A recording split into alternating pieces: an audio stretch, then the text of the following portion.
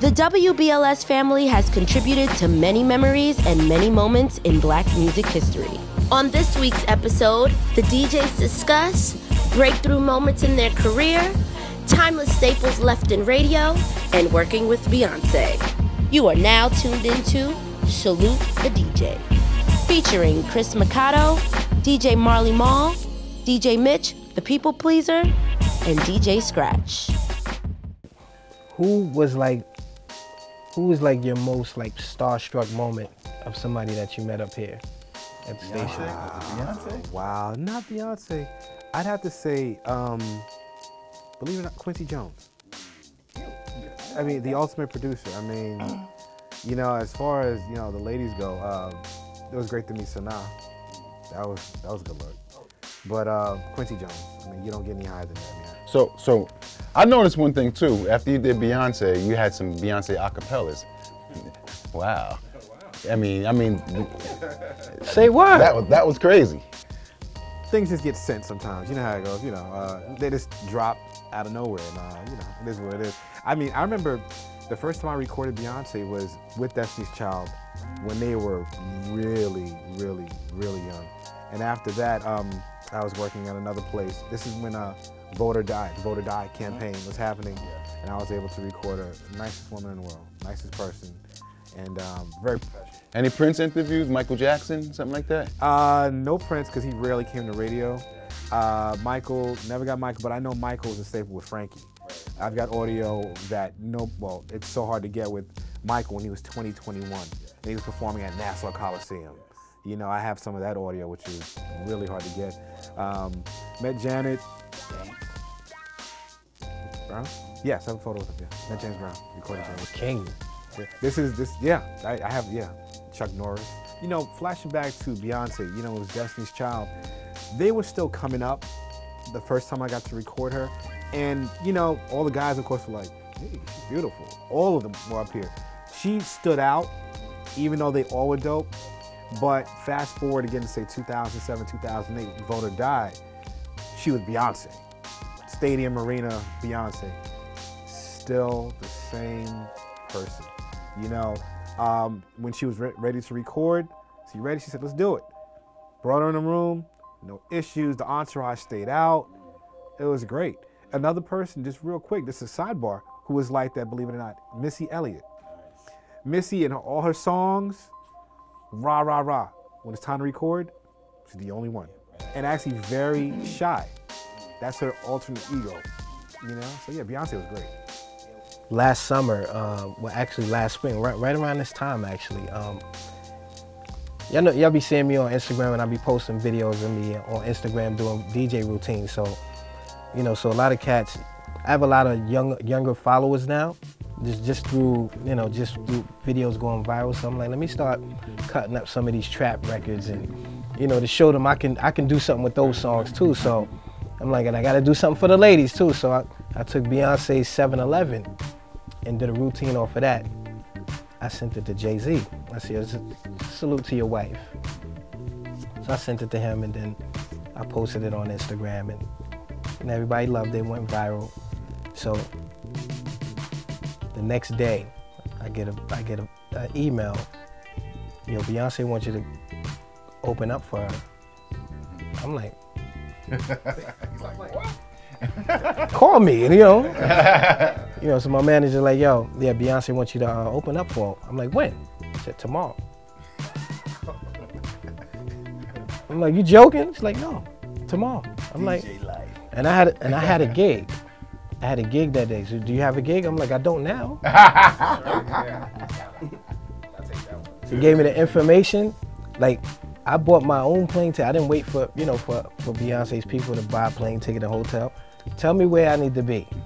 The stadium where the Toronto Blue Jays play, the Rogers Center, okay. Booked a ticket, got a hotel. I actually got the hotel that's in the baseball stadium, where you can watch, like you can look through your hotel room and see the field.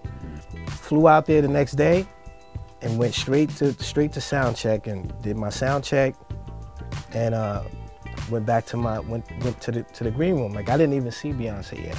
I just showed up, checked in, let everybody know I was there, and so When it was time to stage, when it was time for showtime, I go back on the stage, so 5 minutes before showtime. So this guy comes out, and he says, yo, I'm Beyonce's manager, this guy, Steve Palmer. Cool dude. So he was like, yo, it's an honor, man. It's an honor for you to be here. I'm like, no, it's an honor for me to be here.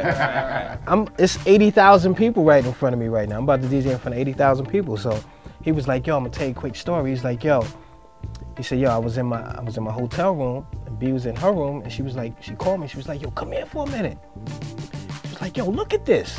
And it was you doing a routine off of one of her songs. So I was like, was it a video or was it an Instagram video? He was like, no, it was an actual video of you. It wasn't Instagram. I was like, oh, so Jay gave it to her. Jay-Z showed it to her. So I was like, that was cool. And Jay never, and the funny thing is, anytime I hit Jay-Z, he always hits me back. Like, whether immediately or whenever he frees up, he always replies. That's the only, yeah, right? But that was the only time he didn't reply to me, which was odd. You know what I mean? When I sent him the video, he didn't reply to me, which was odd. But I guess he wanted to surprise me, and when he showed her the video, he was like, yo, she saw this video, she went crazy, like, yo, get him out here now, you know.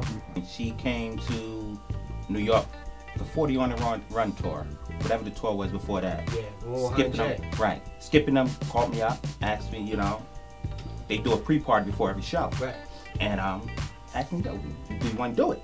Same thing with me. I was like, really? Yeah, I want to do it, whatever. So, you know, I'm getting ready for the show and all, and their management calls me up and says, you know, how many people you got with you? I'm like, it's me. Probably me plus one. They're like, you're kidding, right? I'm like, no, it's me plus one. I'm like, okay. He's like, no problem. I get there, I'm setting up, I'm playing, whatever. They come to me afterwards, and he says, you know what? You the most easiest, breeziest cat that we ever had to deal with. You know, he said, we go to the other cities, and they do the same thing. Right. And he said they become with entourages of 20, 30, 40 people. Yeah. On the run tour comes, after that, they call me directly. They don't even go to the station now. They call me directly. Yo, are you available to do this? You know? Nice. I'm like, you know, y'all just call me whenever y'all need me. Absolutely. And I'm like, you know, whenever y'all need me, call me. I'm with it. Like, you need know? a DJ in the hotel exactly. lobby. Wherever. That's real. How many of y'all can remember the first time you heard Kiss FM come up? Because BLS was reigning for the longest, and then Kiss FM popped up. Well, the first time I heard that Kiss, to be honest, when I heard Kiss FM, the first time I heard it was probably playing Dimples D, because Dimples D was played over that. Dimples D, my first record. And that's before I even started playing for Mr. Magic. Party Time Records. Yeah, the sucker DJs was playing, and, you know, I ran up to somebody, yo, well, how you get a copy of that? They said, yo, this is Kiss FM. I was like, oh, so it's a new rap, it's a new station coming up, and that's the first time I kind of heard it. But when they first came, it definitely changed the way, because there was an alternative. Absolutely. You know what I mean? BLS needed that, another station to bounce off of. Right. And it was cool. Mm-hmm. And you know what I dig about Kiss? You remember when they came out with the 2 albums, Volume 1, Volume 2? Yes. Yeah. Yes. There's the Chef Pettibone joints. Yeah, that was crazy. It's crazy because I remember I was living in Harlem at the time, and everybody wanted the Kiss cards and all that. I think I'm gonna have mine too, man. You think back, you realize how serious it was. But my first memories were Red Alert. Of course, everybody was listening to Red, but then Chuck Leonard, hearing Chuck Leonard's voice, Latin Rascals. Thinking back to that. I love to ask Latin Rascal, how was they doing those edits like that, man? Cutting the tape. Guess what? That perfect like that. When I first got to Kiss, there were some reels that was still there. Micro edits. You would see, I was like, oh, this is Latin Rascal. Yeah, they were surgeons. Amazing, amazing stuff. Shep Pettibone. What station Ken Spiderweb was on? Was that Kiss too? Yeah, he did. He did both. He did both. Back and forth. He did both. Okay. He did both. But yeah, Kiss. I remember the first mixing besides Red was I remember listening to Chris Welch. We would do the midday mix, you know, and all that. It was good stuff, man. And that's when I was doing the pause tapes. Everybody did the pause tapes. Right. Yeah. Absolutely. It was my first beat tapes. That's right. Really good stuff. You know, you would listen. You know, if you're a little young, you listen, you're like, I'm gonna get in trouble. I want to hear Steps of Sonic. You know, and you want to listen to the radio. And it was always a good look. Wow. I think people got used to the pause tapes because they would tape the radio, and when the Magic or the announcer would talk, Exactly. they'd clip it. Exactly. Yeah, the drop coming, you know he's about to talk. Boop. Yep. I got so many Mr. Magic tapes without him on it. That's funny. That's funny. That's crazy.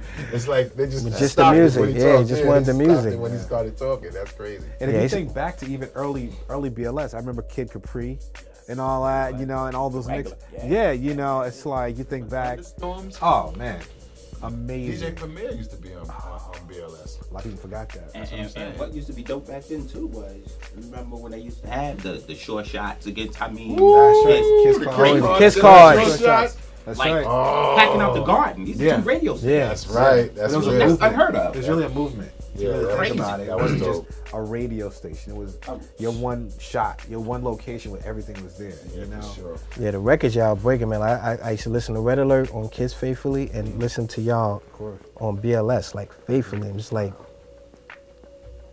Red would play, he would play certain records he wouldn't play that y'all would play. Right. Vice versa. It's like because you know back then, y'all would really police, y'all would police the music. Like if it was whack, nah, we not playing that. Well, Magic would say it on the air. Magic No didn't more care. music from the Suckers. He just public enemy. Yeah. So hey, Yeah, Magic didn't. Yeah, Magic had no filter. Yeah, he he was didn't care. yeah. But that like just the like that era was so crazy because it'd be like, yo, why they not playing the why they not playing the Bad Boy Suspected Gadget joint? But then Marley would play it. Right. You know what I'm saying? So then we just turn this. You know what I mean? And Kiss, they was playing, you know, Latin Bono. They was playing more like dance stuff too. And Yeah. I mean, that started that whole house movement. I mean, it was like, you know, crazy. We had a live broadcast of Bentleys. All right, they would having issues at the station. I said, let me run down. There was a lot of dirt on the lines. I cleaned the lines, came back, but we were also broadcasting from Zanzibar that night. I was doing the board ops, so I came back. I'm like, here I am, 22, 23, paying dues, blah blah blah blah. Exactly running the broadcast, and at 2 a.m. I had to start Tony Humphrey's tape. And next thing you know, I remember starting it, and I got real comfortable when I heard the tape had ran out. I fell asleep. I was like, oh my God! hit the music and all that. But I was like, oh my God! And I looked, no call. Okay, nobody heard it. You know, but it got so quiet. But we were running around everywhere. Yeah. We broadcasted from everywhere because we were serving everybody. But that was part of the magic of the stations back in the Yeah, day. it's funny that you say, you know, you look, no call. First thing when something go wrong, you'll see them lights are flashing Exactly. in the studio. That's what I'm saying. Okay, I'm good. Yeah, I know yeah, it's yeah. 3 in the morning, Right, but I'm good. okay, Shit, we're like, good. I'll be playing, like, You know what's crazy? The promos that used to be dropped at the time. Because I heard that you did Go Flex, Go Yeah. Flex. and the bomb I hit. And the bomb. That, and I'm just blessed to be able to say, yeah. That actually happened in 1992 when Flex was actually mixing on Kiss. He was filling in for Red. Red was going to Impact Conference. And Flex was like, yo, I don't have any drops. Can you hook me up? I said, okay. In my mind, I said, who's listening to us right now? I didn't realize I was looking at it in the promotion's mind. But I pictured 2 women getting their hair done, getting their hair did on Friday night, you know, going, who's this on the radio? And so the full drop, and that's my voice talking to myself, believe it or not, on a multi-track. Hey girlfriend, who's that on the radio? I don't know, but that's not Red Alert. When Red's away, Flex will play. Go Flex, go Flex. So the initial one was about 20 seconds or so, you know, and then now Flex just uses the Go Flex, and I just pitched my voice up by 2 octaves. So Go Flex, I was 19. I don't sound like that now, but you know, that was that. I And knew that. That reminds me of Yeah, Positive Bomb. K. Positive K on I Got a I Got Man a Man. because that's him rhyming. Exactly. Doing the girl part. that's right, a lot of people don't know that. Yeah. I know that. Yeah. Yeah. That's him crazy doing the thing- girl part. With the bomb that everybody knows, if you guys remember, Flex originally was spinning at started at 10 p.m. And then when he got the 7 p.m. gig, the program director at the time said, look, man, you start at 7 o'clock, going to midnight. And Flex said, I need something that's big. The second I get on, the whole city knows. And I was like, you don't get any bigger than a bomb. You know, I was like, give me a second. I went through some things, came up with this sound, and now, master producers over here. Why is that not a bomb? you don't hear any debris. It's actually a sonic boom. So you hear because it's air being torn apart. So that's why you don't hear things falling and all that. It's a sonic boom. I compressed it, EQ'd it, did some things, and that was a long time ago. It's still around. That's legendary. You made it sound like super blast. Oh, who could forget that? Oh my God, who could forget that? So yeah, that's how it came about.